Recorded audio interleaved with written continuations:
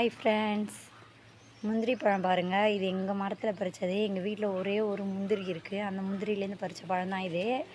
என்ன தான் ஏக்கர் கணக்கில் முந்திரி தோப்பு எங்ககிட்ட இல்லைனாலும் அந்த ஒரு முந்திரியில் பறித்து சாப்பிட்றது ரொம்ப சந்தோஷமாக இருக்குது.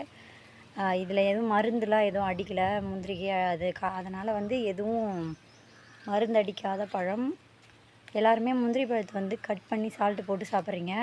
ஆனால் நம்ம சைடு இருக்கிறவங்க எல்லாருமே எப்படி சாப்பிடுவாங்கன்னா, அப்படியே கடித்து அந்த ஜூஸ் அப்படியே உறிஞ்சி தான் சாப்பிடுவாங்க. பிடிச்சிருந்தா லைக் பண்ணுங்கள். பாய். இருங்க, சாப்பிட்டு காட்டுறேன்.